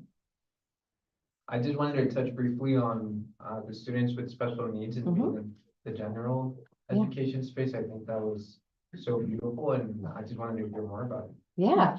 So inclusion, there's a lot of research that supports why we do inclusion, what meaningful inclusion looks like, and it's going to be different for every student. But the research supports, academic, communication, social skills gains for all students, not just special education students, right? And so what I've done with teachers is talk about, I think that there's an idea of what does it look like? So I think it starts with kind of like with an IEP, which is an individualized education program. We have to look at the student and think about, well, we might have an idea of what the student can and can't do, but until they're in a different setting, we don't really know. And so what I try to prepare teachers for is that, let's just, we'll plan it and plan for it to be a disaster, right? And that's okay, because if it is, it'll inform us and we can know what to do. We'll plan for the best, hope for the worst, right? And that's okay if it doesn't go how you want it. We don't need to be perfectionists about this. We just need to let it happen, see what happens and then go from there, right? Yeah. Well, I think you should be proud. I think, the work that you do for early care and early education is very important. As young parents that when we first moved to Marin, to having that support to be able to know that when I go to work and my child is taken care of at the school, at the TK program was wonderful. I've been serving on the Marin Child Care Commission for about 10 years. And I think there's not lots of focus talking about serving children with special needs. So I'm glad we're doing it. I'm glad we're doing it at the district level and at your location. So we'd love to invite you, if you haven't been to the commission meeting to join us to also kind of talk a little bit more about what you do with the other commissioner. I would love to. as Yeah, well. thank you. I Yeah. know April is a very special month. We Mhm. we talk about some celebration that we're doing as well, but April is also the month of young child. Okay. So to recognize that month, the Marine Child Care Commission plus the MCOE, they're actually hosting an early, it's called the Early Learning and Care Fair. It's actually on April 5th at the Marine Child Care Council between 10 and noon. So I would invite you to come and also share with your parent as well. Thank you, yeah. and Providers. So I think that's for parents and the provider to actually learn more about all the services available in the county. I think it will be very interesting and exciting. So Oh my I'd God. love to, I'll share that information. with Please you. do. Thank you. So- I'll share it with parents. That's Yeah. amazing. Thanks. So. Thank you for your energy and excitement around it. It's infectious. So Thank you. it makes me want to come and visit sometime and actually see this in action. And you did a really good job presenting what you're doing. So keep up the good work. Thanks. Appreciate it. Yeah, so I was just gonna say, that was, my first board retreat with Jim Hogan was at that site. Oh, cool. And, that was in 2022, so now it looks so much different than it did then, so it looks amazing. But I just loved how you opened up that if this is their first experience, it should be excellent, very similar to what our Venetia Valley, principal said. It should be that welcoming approach. Yeah, no, I just wanted to say, I just really am excited to go visit and just, I love hearing how you're hoping for the best and you're welcoming the fact that things could go sideways and you're gonna welcome that as a learning opportunity, which is how education should be, right? A constant learning. We're always making mistakes and we're always learning, and that's what we're always here to assume good intent. So yeah, thank you for all you're doing. Really appreciate it. And I think I normally don't do this, but I wanted to say, speaking of first years, both of you, this is your first year as leaders of both of these schools. And I want to thank you both for your presentations. And most especially your leadership during your very first year. I mean, your energy, your dedication, your commitment. I've been on sites with you both, walked around with you both, and it's truly impressive. And again, I can't wait to see where you take both schools in year 2, year 3, year 5. And so thank you again for your presentations tonight. Just amazing. thank you both. Thank you so much for being here. Thank you. Okay, now we are, so now we're going to go on, public comment on non-agendized items. And we will go with comments in the room. And just to remind everyone, you have 3 minutes. And as another reminder, the cabinet cannot, the trustees cannot comment on non-agendized items. So, just so everyone knows that. So, Jackie, I have you first for 2, or no, Baker, do you want your son to go? I'll go first. Or do you want to model first? All right, let's go. We have Baker Devereaux to, hi, welcome. Thank you for coming with us and being here. You can go. Okay. My name is Baker Devereaux. I go to school at Lauradell and I'm in 2nd grade. My classmates are complaining that the IRA tests are too hard and it has division in times which we are not ready for. My solution is to ask the superintendent and school board to give tests that at the level they are ready for to get accurate grades. Without accurate testing, students can feel frustrated and lose confidence. Thank you. Oh, thank you so much. Thank you. Thank you very much.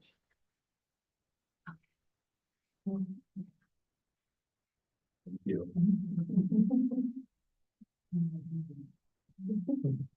Great job. Thank you for joining us. Okay. Jackie, do you want to go next? Yes. We'll use battery, we're gonna hope it doesn't go out. Yep. Okay, 3 minutes. Thank you. All right. Hi, everyone. Jacqueline Devereaux again, mother of 4, 3 at Lauradell, solely representing myself tonight. I wasn't planning to attend this meeting, but somebody needed a ride. So thought I'd share my thoughts while I was here. Although the topic wasn't worth the attention it received at the last meeting, I am disappointed that on the agenda this evening, there was zero follow-up to trustee Kerner's resolution 242544. In the last 2 years, I've been advocating within the district in the wake of erroneous and harmful decisions.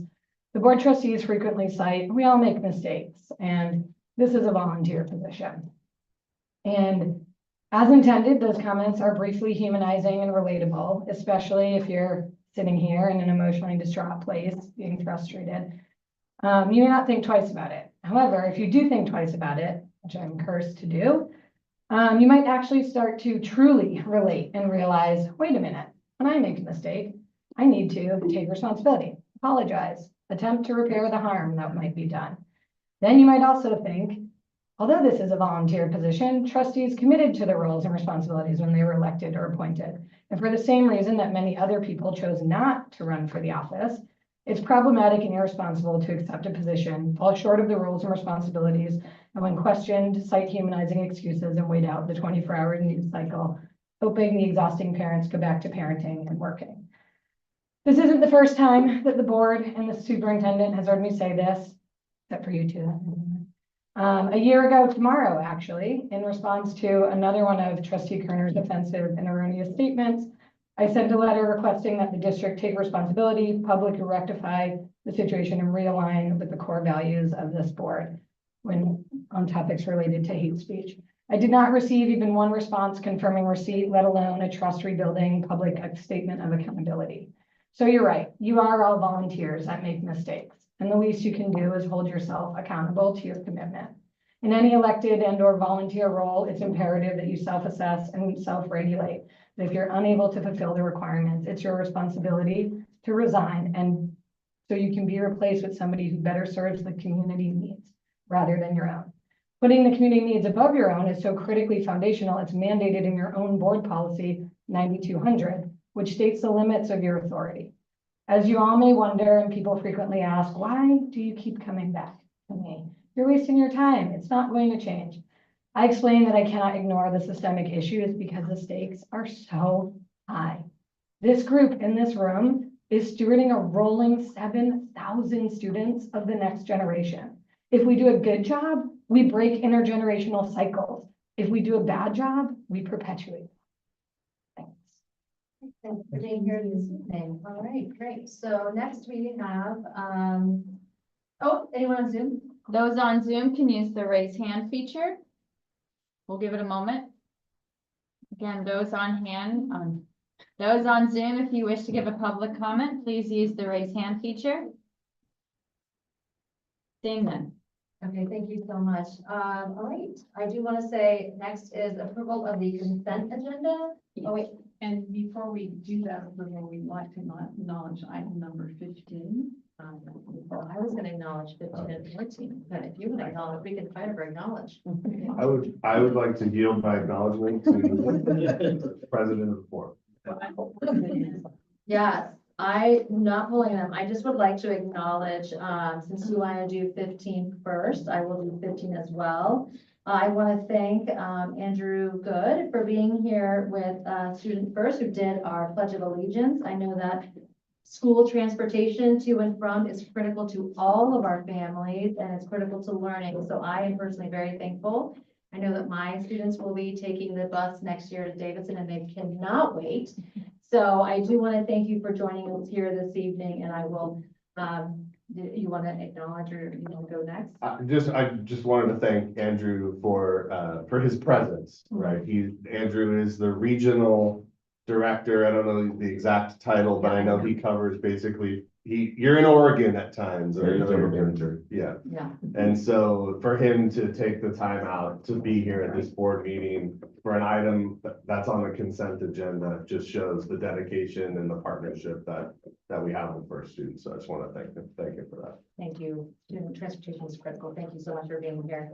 And I also just wanted to say how excited I am about item 14, which is the Keenan school safety plan that the team will be doing. And I just want to say how excited I am about that. So now back to the consent agenda. Do I have an approval to move the consent agenda items? Jesus, thank you.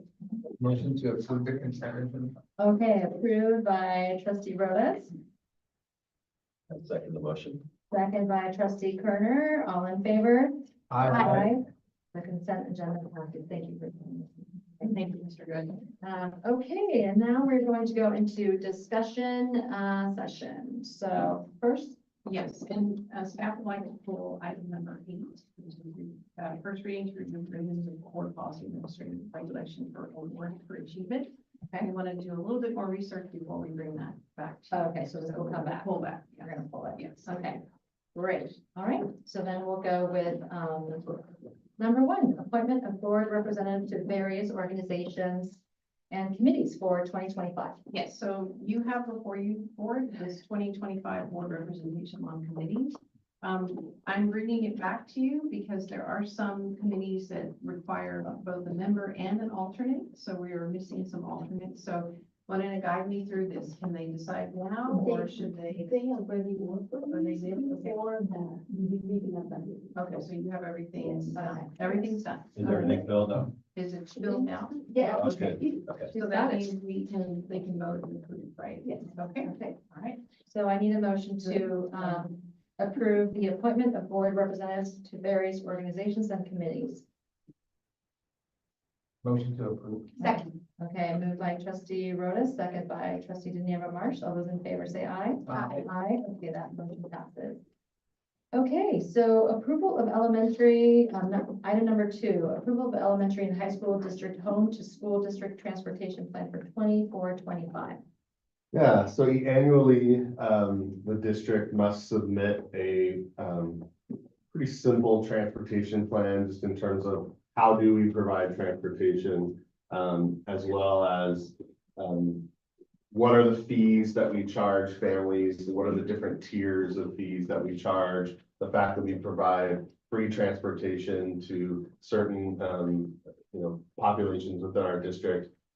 We just need to have this plan in place in order to be eligible for the transportation funding from the local control funding formula. So this is no change from last year's plan, other than new budgeted information. I may have changed the year from 23, 24 to 24, 25. It's really, we're doing the same thing. Our plan is the same and it works. But this is sort of a compliance plan that must be on file in order to receive the funding. Okay, any questions, trustee? No question. Okay. Do I have a motion? Motion to approve. Okay, moved by trustee Rhoda, A second.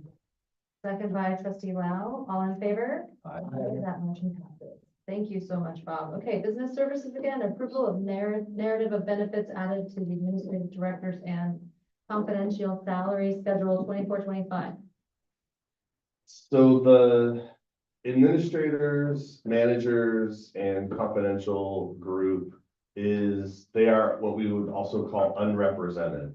We do not have a union that would require a collective bargaining agreement. And so a lot of the details about what is offered to our managers and confidential employees and administrators, it does not live anywhere. And so when a couple of years ago, when we shifted to a new salary schedule and a new career path, we inadvertently left off some of the important information about benefits and post-employment benefits and just the kinds of things that would normally live in a collective bargaining agreement. And so we've just added those things. We have not increased anything or changed anything. We've simply brought forward what is offered to that group and put it on the salary schedule so that it lives somewhere and can be referred to.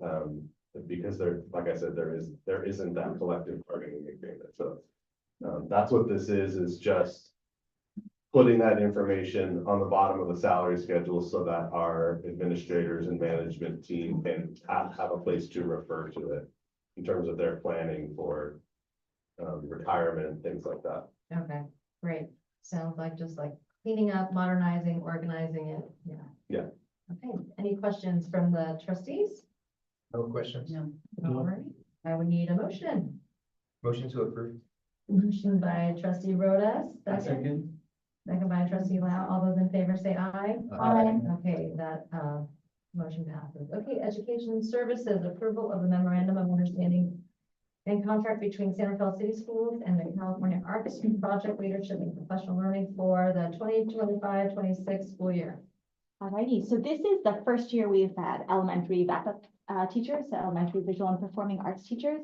And we are excited to have an opportunity to work with the California Arts Project, who can really provide some expert area professional development to our elementary VAPA teachers. They focus on deeply understanding the content standards and the frameworks, and then working with the VAPA teachers to build out a scope and sequence for the skills that are taught across the grades and across the school. And so while one elementary art teacher might teach a certain skill in a certain way, we're still knowing that our students across the district at certain grade levels are having access to learning certain skills and learning certain media. And from there, we'll support them in building out more of their units, so the actual lessons that they're doing. This contract is especially appreciated because it is a $5,000 contract, and it is as big as we want it to be. And so I've already asked them to hold 4 full days for them. If we're finding that we would like them for more, the contract stays the same for $5,000 and we can add more days. So it's really about filling the needs for our elementary VAPA teachers when it comes to professional development.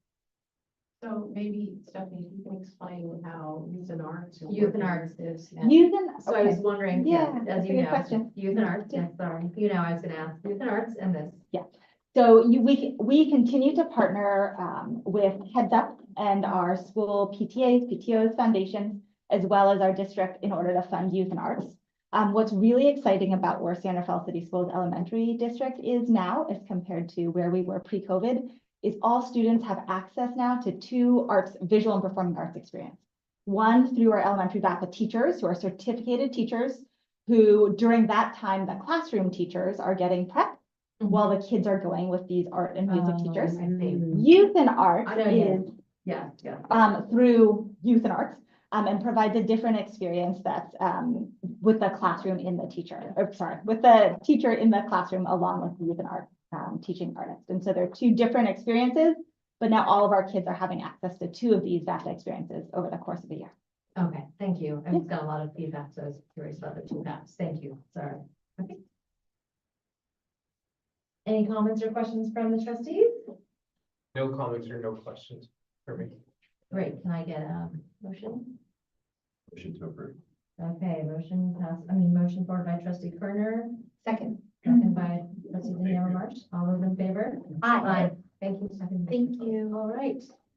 Okay, human resources approval of resolution 2425-50, resolution reviewing and approving elementary district certificate seniority list. Yes, thank you, President Martin.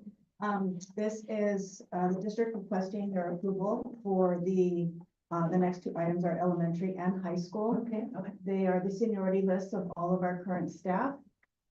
It has been reviewed and approved from our union partners, respectively, SRTA and SRFT. So they've already reviewed it and kind of given it their stamp. Yes, it's good to go.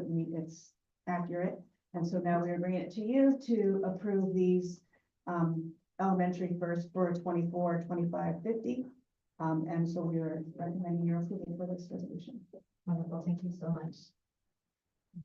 Do I have any questions? And if not, can I get a motion? We have to approve item 5 and 6 separately. Yes, okay, exactly. So motion to approve resolution 2425-50. Moved by trustee Daniela Marsh. Second. Second by trustee Rodas. All those in favor say aye. Aye. That motion passes. Okay, do I have a motion for item 6, resolution 2425-51? Motion to approve, 2425-51. Okay, passed by trustee Daniela Marsh. Can I get a second? Second. Okay, by trustee Rodas. All those in favor say aye. Aye. That motion passes. Okay, human resources again. Yes, thank you. Approval for the responsive intervention coordinator job description. Yes, so I am going to pass this off to our assistant superintendent, Ms. Perez, and she will be able to provide a little bit more detail on the purpose and the background of the project. Yeah, I'll share kind of big picture, and then our executive director of elementary, Stephanie, can kind of fill in some details and answer questions. We're seeking approval for this job description because we're at a really kind of critical place right now in the work that we've done the last few years around our MTSS systems, which has been an ongoing priority of our board, and a key action in our LCAP, plans. We really are in a spot where we've set up some great structures, and we want to be able to ensure some coherence across all of our schools on the RTI practices. And really, we know we're going to have some newer principals coming into elementary, so we're seeking somebody that can help provide that administrative lens for our principals, just around the change management when it comes to implementing some of these newer structures and supporting kind of the overall data analysis that's involved with that from more of an administrative standpoint. And then Stephanie can talk a little bit about more of the day-to-day work and kind of fill us in where we're at right now. So please mention the funding source. Yeah, I was gonna go. SRTA's concern earlier this evening. So the funding source for this would be Title I, which is a Okay. restricted funding source and coming out of our elementary budget.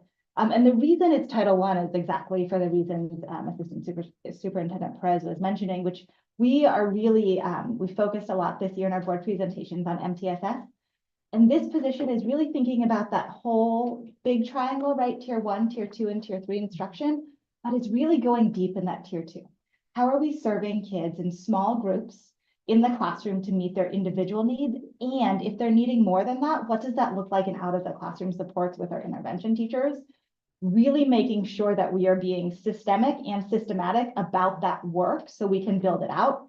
We've done a lot of that work in the past 2 years in TK5 and are really looking to bridge that to middle school next year. And so that does, as Cecilia was saying, really require us to look at this through an administrative lens, really through a systems and structures lens, and thinking about what does that mean to make these shifts?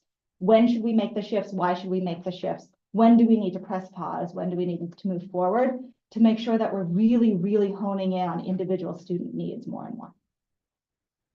So can I have like a dummy question? You can have as many questions as you would like. Here, I'm all attaching and communicating. Okay. So let's say we have a student, and hopefully I'm getting this right, and I know you'll totally correct me. So I'll just use my own school. You're in Glenwood, you have an IEP, there's progress happening. You're going to Davidson. So, how is that part of this flow? And so then there's that example, so hold that. And then you have the same example of an 8th grader leaving Davidson going to San Rafael, also maybe having some MTSS support. So is that what this coordinator is doing, is making sure that those pieces? In the most basic way, Yeah, yes. that's what I'm just, I know. Yes, it's like more in the complex. most conceptual way, yes. Okay. And really thinking about that, I would say even more than for students with IEPs, because there's an entire special education Exactly, process. because you gotta triangulate all of that. Yeah, Okay. it's all those, it's all the kiddos who are not yet at grade level. Yeah. What are we doing to support them? And how can we grow systems that make sure when they move from 2nd to 3rd, or when they move from 5th to 6th, Exactly. we're not losing them in the system, right? We're taking that system and making sure it still supports them. Okay. That's what I. Okay. No, that's what I wanted to hear that, but I didn't want to say that, so, okay, sorry. Any other questions? So will this position be in different school sites? I understand that there's transition between 5th and 6th. Say it's not at Benicia Valley, how would it happen? Yeah, so this position would be located within Ed Services and really is coordinating kind of a few really important groups of teachers, as well as working with administrators on the actual, the systems and structures themselves. Instructional coaches who are really focusing on that Tier 1 instruction, making sure, again, we're being systemic and systematic about that. And then intervention teachers. So when students are getting that service, how are we making sure it's working to the best it can, and how are we learning from one another in that, within a larger system where we're actually working to track and make sure we're following these students and getting the support they need. I understand. Any other questions? I'd love a motion. Motion to approve. Motion by trustee Rhoda, I second the motion. second by trustee Kerner. All those in favor say aye. Thank you. Thank you so much. Thanks for my silly question where, you know. All right, we're gonna move to number 9, board business, approval of the first reading and request to waive the second reading of the revision of board bylaws 9100 organization. 9121 president, 9124 attorney, 9130 board committees, 914 board representatives, and deletion of exhibit 914. Oh, E. So these were board agenda items to be reviewed at our last board meeting. We asked. Oh, that's right. This board meeting. And we asked to table them, and also raise the second reading. So if you approve of that this evening, we will bring them back under consent when you approve. So I have all of the board policies here. If there's any questions that you might have, I do understand that Trustee Lau had some questions that he had asked. So we did research and responded to Trustee Lau and all 5 of you. So you all have the same information. So if there's any other questions, you can ask for them now. And staff is looking for you to approve and waive the second reading. And one thing we do have, thank you, Lynette, for keeping me on track. There is the election of officers that is part of board policy 9100 organization.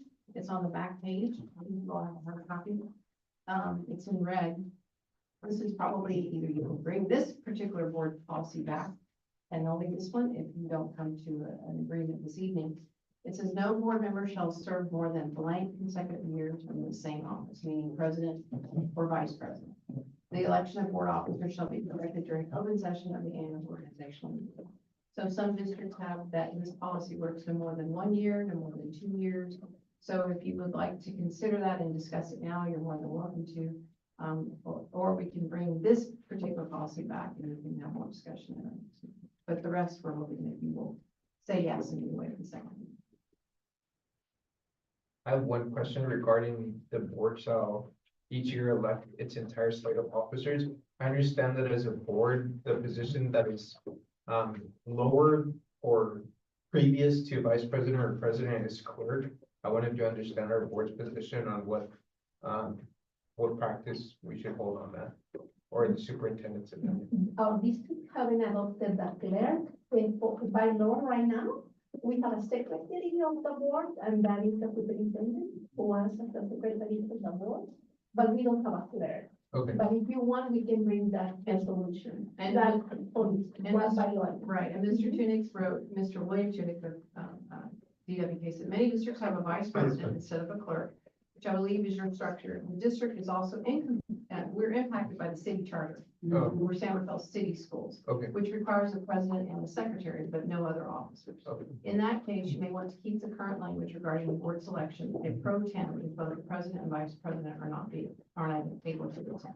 So we're a little different than most districts, Mr. Trustee Rodos, because we have to follow the city charter. Perfect. Thank you for the clarification. Sure. So, how would you like to bring this one particular one back and discuss the term of tenure, 1 year as president, 2 years? Or would you like to discuss?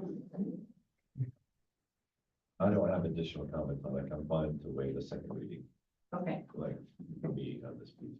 okay. At the same time, we just need the board to come up with a decision on where do they. That's the first page. Page, yeah.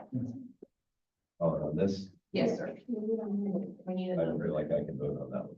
Yeah, I don't think I can vote on it either. I think we should discuss. okay, so then what we can do is bring back, I'm sorry? Oh, yeah, I think we should discuss.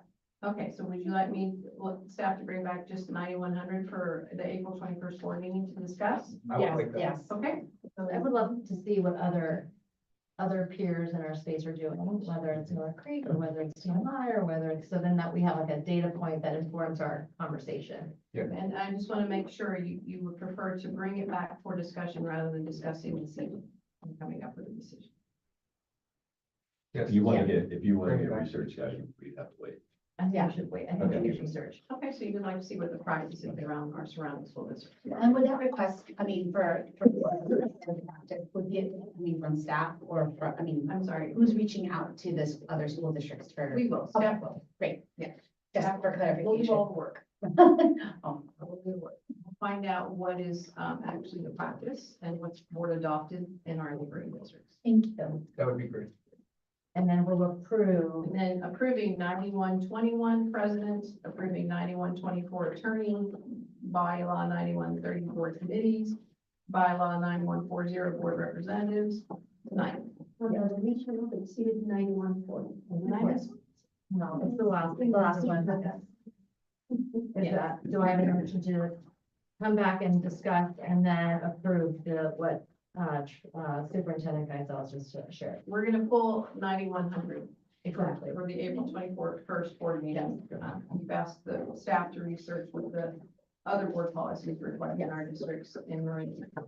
But the others, these guys right here, we're asking for the trustees to vote and waive the second. Motion to approve and waive the second reading of 9121, 9124, 9130, 9140, and 9140. Second. All right, moved by trustee Kerner, second by trustee Rodas. All those in favor say aye. Aye. Okay, that passes. Over to the discussion, and thank you in advance for doing the research. Okay. Number 10, Human Resources approval of the first reading request to waive the second reading of the revision of board policy of traditional kindergarten adoption exhibit E16170. Transitional kindergarten. Yes, thank you, President Martinez. So you have in front of you the, board policy 6170 that, discusses, transitional kindergarten. The specific, section that I'll be referring to is the staffing. So effective August 1st of 2025, the CDE has, set some additional requirements for any new TK teacher that would require them to have at least 24 early childhood education units or child development or both.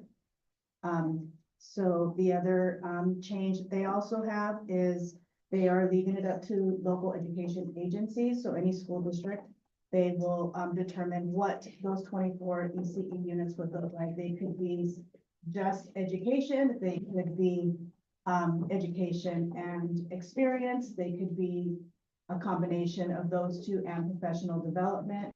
So our district is looking at allowing for the most that we could offer so we can get some experienced transitional kindergarten teachers.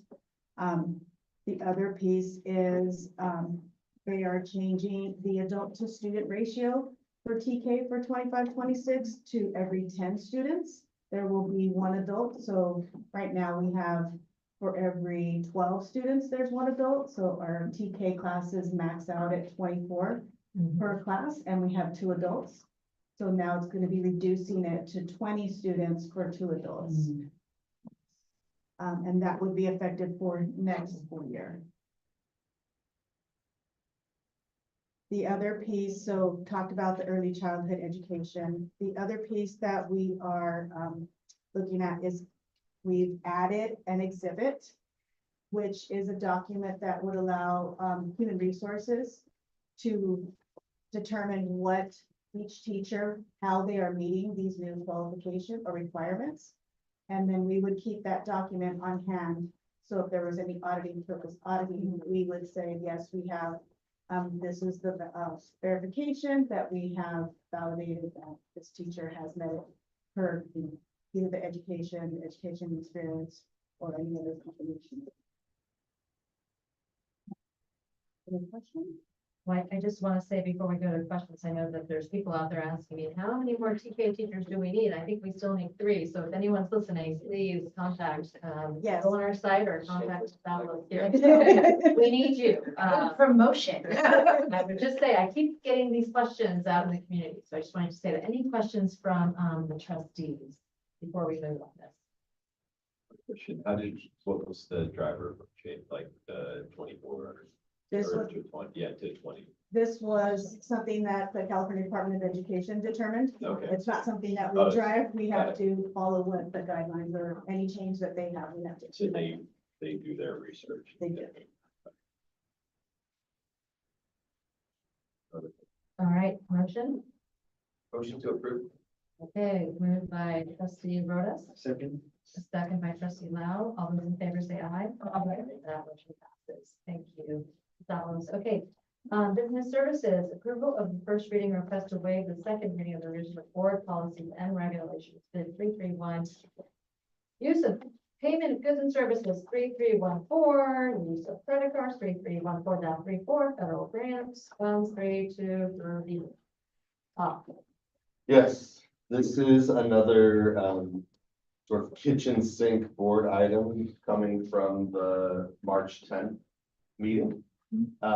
This is really about, bringing our policies up to new code with, education code, as well as responding to some of the areas that our auditors felt we needed updated or stronger board language, specifically around the district use of credit cards and payments for goods and services.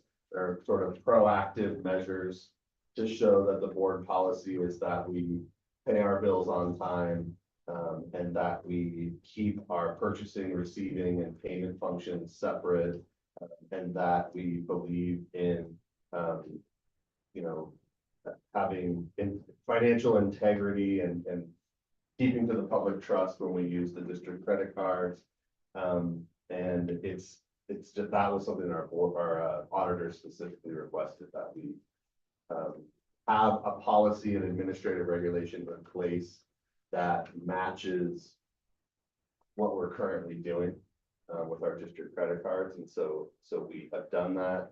And then there was a board policy and administrative regulation 3230, which is board policy specific to when you receive federal funds, a compliance piece that our auditors felt needed to be in there. All of this language is pulled from CSBA with some staff input in various areas to make it specific to Santa Fe, but that's what we got. Thank you. Any questions from the trustees? No questions, it sounds great. I understand that the policy said there's no personal expenses on credit card, but is it an internal mechanism in case there was a personal charge made that the employee still can write a check or reimburse the district? Yeah, well, thankfully, that has not happened in my time, so I don't know exactly what that would look like, but we scrutinize every purchase that's made on there are 4 district credit cards, and there's a lot of eyes on all of those purchases, and anything that we have some questions about, we would reach out to that individual or the staff who use that credit card, and then go from there. Thank you. Yep.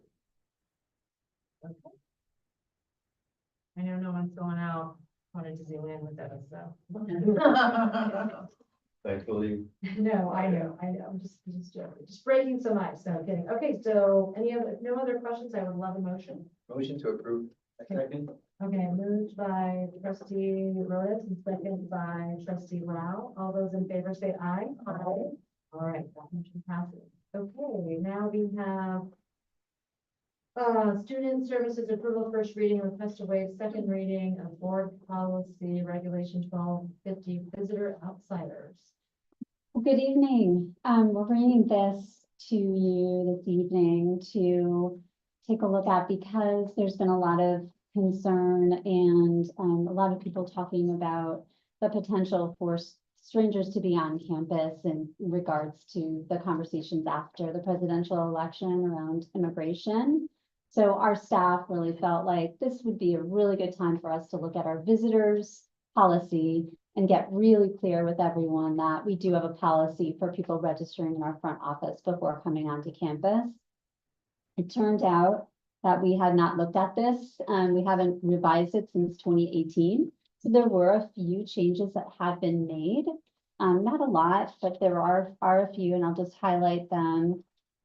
First, that any school hour visits must be approved by an administrator. So people coming onto campus to visit either in a classroom or with an employee or really anyone, they would need to be approved by administrators. Everyone except for staff and students must register upon arrival in the main office.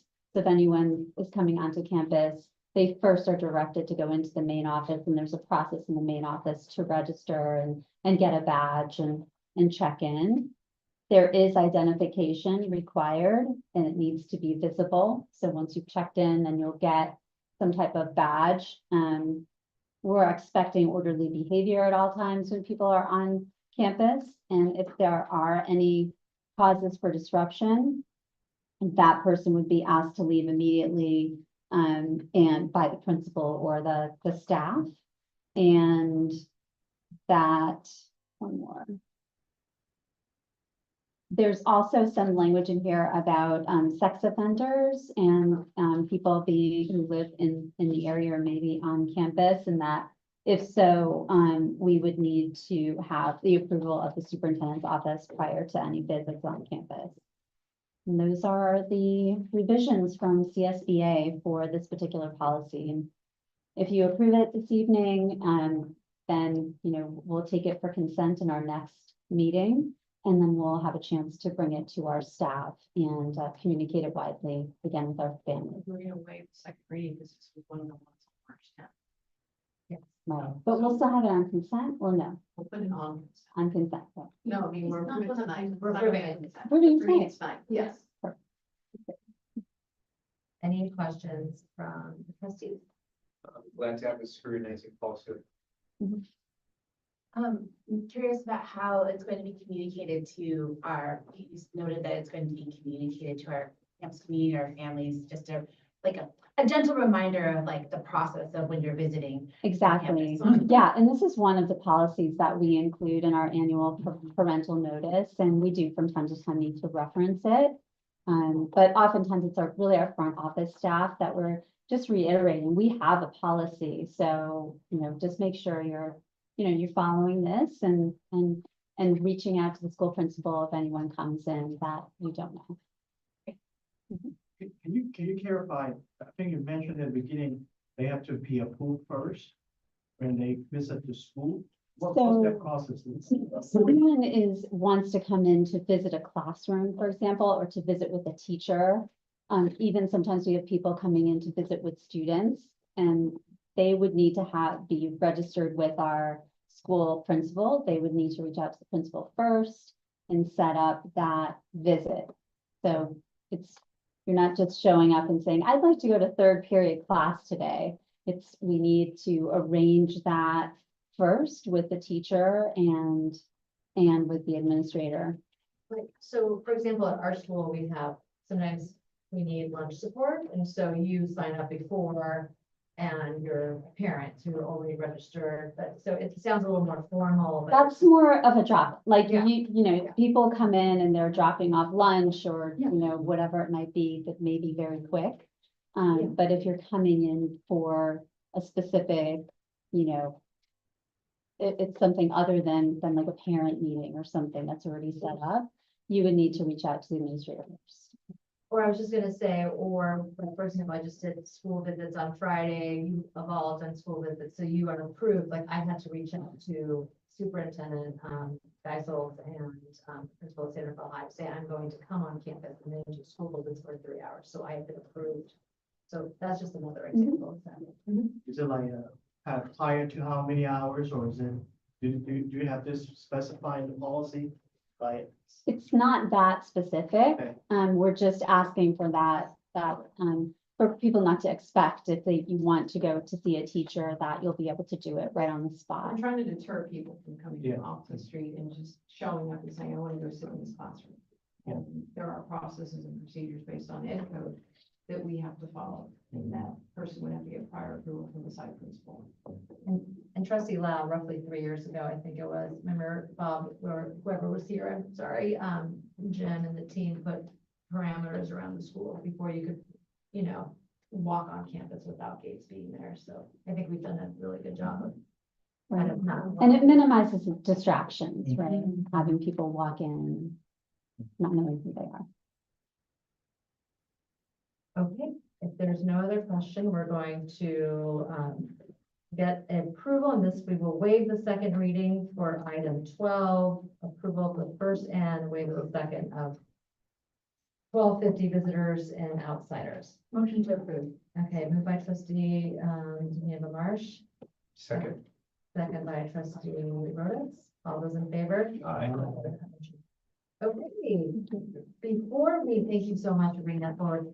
Before we adjourn, we have the most exciting one, number 13, approval of donations. This is our favorite. Here's the community making it rain again. Yeah. Another part. All right, so tonight we have, 3 donations for 2 schools. We have Davidson's Parent Teacher Organization donating $1,212.73 for Avid field trips. So that's great for Davidson PTO to support that program. I'm guessing they probably went to visit, college. And I think they went to Sonoma. I think I heard. Yeah, super cool. Great. We also have 2 donations for Laurel Dell Elementary. We've got Jackson's Hardware with a $400 donation towards Walker Creek scholarships. Nice. And we have Kia Marin donating $375 towards Walker Creek scholarships. So community reaching out and supporting Laurel Dell's 5th graders and their trip to Walker Creek. Total donation this evening, $1,987.73. Yeah, great. Thank you, our community. All right, with that, next meeting, April 20. Oh, sorry. That's funny. Motion to enthusiastically approve that donation. All right. Moved by trustee Marsh, second by, was that trustee Rhoda? Yep. All right, all in favor? Aye. That motion passes. Okay, I'll see you all the 21st, 2025. This meeting is done. Thank you, everyone.